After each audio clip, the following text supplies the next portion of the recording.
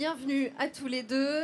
Merci d'être présents. Alors, Yasmine Okié-Buron, vous êtes cofondatrice Rive Droite Paris. Et Saïd Benhamida, vous êtes cofondateur Mika et le projet Reborn Collective, dont vous allez nous parler, si j'ai bien compris, en exclusivité. C'est bien ça? Alors, tout à fait. Merci de nous recevoir. Donc oui, effectivement, donc je suis Yasmine. J'ai, après 10 ans passés chez L'Oréal, j'ai créé Rive Droite en 2017 avec mes associés Aurélie et Sophia, dont l'une est là d'ailleurs. Rive Droite, on a une mission qui est très simple et très ambitieuse. C'est qu'on veut rendre le durable joyeux et on veut rendre le quotidien plus beau. Rien que ça. Tout un programme, mais je suis sûre que vous allez nous dire concrètement comment vous y arrivez. C'est ça. Alors, sur Rive Droite, en fait, on a deux piliers principaux. Le premier, c'est l'éco-conception, à 100%, et le deuxième, c'est le social. Donc, en fait, depuis le début, il faut savoir, dans le monde de la mode, le coton est une matière très importante qui provient à 90% d'Asie.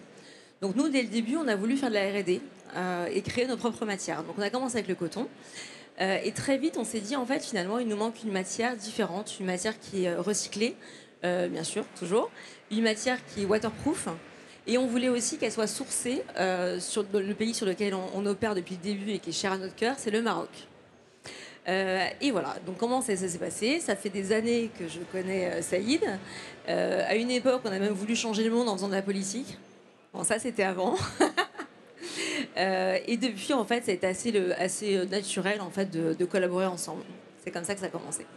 Et alors, racontez-nous la suite de l'histoire. Moi, je suis Saïd. J'ai passé 18 ans en fonds d'investissement au Maroc, avec un intérêt au fur et à mesure de plus en plus marqué pour l'impact. Je crois que tous on l'est. Et en 2020, à cette période marquante finalement pour nous tous, j'ai eu l'envie d'entreprendre. Il se trouve que j'ai une passion très forte pour les océans, et le lien avec le Maroc est évident. J'ai cofondé Mika, qui est une start-up qui collecte les déchets plastiques le long du littoral marocain et les transforme en matières premières recyclées, tout type de plastique, tout type d'industrie. Alors pourquoi les océans? Pourquoi le plastique? Je rappelle quelques chiffres. La pollution plastique des océans, c'est 10 millions, voire plus, de tonnes de plastique qui sont déversées tout le temps, chaque année, dans les océans. Pour donner un chiffre qui parle plus à tout le monde, c'est 10 000 bouteilles par seconde dans les océans. Et les conséquences sont assez inquiétantes. La première, c'est sur les écosystèmes marins et la biodiversité marine, et donc le climat, et c'est le sujet aujourd'hui.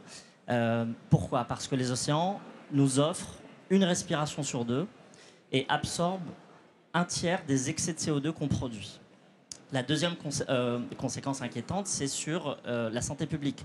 Aujourd'hui, on a du plastique dans la chaîne alimentaire et c'est un sujet d'ordre de santé publique qu'il faut adresser aussi. Et le troisième, qu'on ne parle pas assez, surtout des pays comme le Maroc, c'est sur l'impact sur les économies locales. Aujourd'hui, il y a beaucoup de petites entreprises, et même moyennes, qui vivent de la mer à travers la pêche et le tourisme. Donc on se retrouve avec Mika, une matière première, Rive Droite, un produit fini, le même territoire, produire des produits textiles, développer des produits textiles avec une matière recyclée à partir de bouteilles collectées sur les plages, nous est apparu comme une évidence et le déclic s'est fait de manière assez naturelle. Et le déclic, c'est Reborn, c'est bien ça? Exactement, Reborn Collective.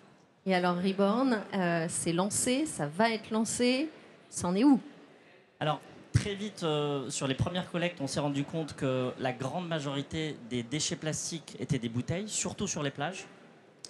Donc la matière première, c'est les bouteilles et les déchets plastiques sur les plages du Maroc. Et la grande majorité de ces déchets sont des bouteilles. Okay. Et il aurait été beaucoup plus facile pour Mika à l'époque de les transformer en nouvelles bouteilles. Donc on part d'une ancienne bouteille, on la recycle, on fait une nouvelle bouteille.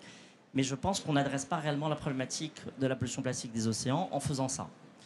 Alors que les transformer en produits textiles donne une durée de vie beaucoup plus longue. Je vous donne un chiffre. Aujourd'hui, une bouteille a une durée de vie d'utilisation de moins de 10 minutes. Ensuite, vous la jetez et ça devient un déchet potentiellement pour plus de 500 ans. Quand vous la transformez en sac, et bien surtout si ce sont très beaux sacs, ça peut durer 5 ans, voire beaucoup plus. Et c'est une manière d'adresser le problème. Donc cette rencontre, ces deux éléments qui sont évidents, et après, qu'est-ce qu'on en fait en fait? Parce que donc, vous vous connaissiez et comment on passe de l'idée au très concret en fait? Là, ça commence le début de la galère en fait. C'est-à-dire qu'en fait, oui, l'idée de faire un fil a été tout de suite évidente. Après, on a dû, ça s'appelle le développement en fait. On a dû surmonter des obstacles déments de logistique, de production, de tout. Et en fait, finalement, donc ça, on y est depuis plus de 2 ans quand même. Et finalement, de façon itérative, en fait, le produit est né. Voilà. Donc en fait, Reborn Collective tel qu'il est n'existe que depuis quelques mois, mais nous, ça fait un bon bout de temps qu'on le porte. Et en fait, on est hyper content de le présenter aujourd'hui parce que c'est une innovation. Il paraît que j'ai pas le droit de dire mondiale, mais je le dis quand même. En tout cas, une énorme innovation. Pourquoi ? D'abord parce qu'en fait, c'est une innovation collaborative. Donc pour nous, c'est extrêmement important. On a fédéré des associations, des collectivités locales, toute la chaîne d'approvisionnement et des institutions. J'en profite pour remercier BPI France qui a financé cette recherche. Merci encore. Et l'idée, c'est vraiment que ce soit un projet commun. Collaboratif aussi parce que c'est un projet social. Et pour nous, il n'y a pas de recyclé, il n'y a pas de durable sans social. C'est impossible. Donc en fait, de la collecte à la transformation, c'est social de A à Z. Ça, c'est collaboratif. Ensuite, c'est proximité. Aujourd'hui, oui, il y a du plastique recyclé. Maintenant, il vient d'Asie du Sud-Est à 90%. Donc l'impact carbone est évidemment énorme. On en a parlé, je pense, toute la journée, on a beaucoup entendu parler de ça. Proximité parce qu'en fait, de la collecte au Maroc à la transformation en passant par l'Espagne, ça finit en France. Autre innovation dont on est hyper fiers, nous tissons à Lyon avec les tissages de Charlieu, qui sont une grande maison patrimoine. Donc c'est un produit made in France. Et ça, c'est super important pour nous. Ensuite, transparence. On a développé avec une start-up tech un outil de transparence extrêmement précise qui répond évidemment aux normes réglementaires qui vont arriver en 2027, mais aussi aux exigences des consommateurs qui aujourd'hui sont de plus en plus exigeants, sont de plus en plus informés. Et donc l'idée en fait, c'est aussi que ce soit un peu sympa, parce que cet outil va permettre en fait de suivre du déchet à un produit sexy. Voilà, donc ça c'est un sac qui est fait à 100% de matières recyclées qui proviennent à 100% de collecte de bouteilles de plage sur les plages du littoral marocain. Et alors, la suite de tout ça, qu'est-ce que c'est ? Est-ce que vous avez, donc j'imagine, plus de modèles, plus de développement ? Est-ce que vous avez d'autres sites à aller collecter ? Comment est-ce que, voilà, quels sont... Oui, évidemment. Alors on a cette phase pilote, comme décrivait Yasmine tout à l'heure, a été très longue. Beaucoup d'obstacles industriels, technologiques. Des gens qui nous disent non, on n'y croit pas, ça sera compliqué. Puis on a réussi à force d'acharnement et de conviction.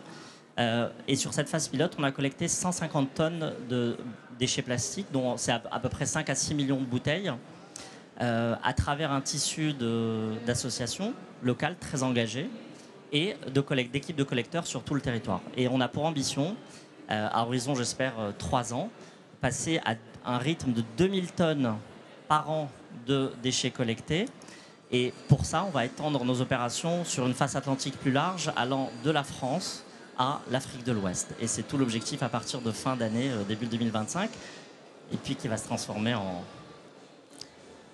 Voilà, donc en fait, là, c'est une innovation. Vous avez la primeur ici au BIG, on en est hyper fiers. On a beaucoup réfléchi. Et en fait, avec Mika et Rive Droite, on a choisi de ne pas breveter cette innovation, mais de la proposer en open source. Parce que pour nous, en fait, l'économie circulaire, elle est aussi solidaire, elle est aussi collective. Donc on va présenter ces innovations à partir de janvier sur différents salons et la proposer en fait à tous les acteurs du textile engagé, marques, entreprises, collectivités. Merci beaucoup. Merci et on à va vous. terminer sur cet appel que vous venez, pas cet appel, mais cette annonce que vous venez de faire sur cette open source, ces données en open source, cette innovation en open source que vous laissez. Merci beaucoup à tous les deux, Yasmine et Saïd. Merci de nous avoir présenté cette solution. Merci beaucoup.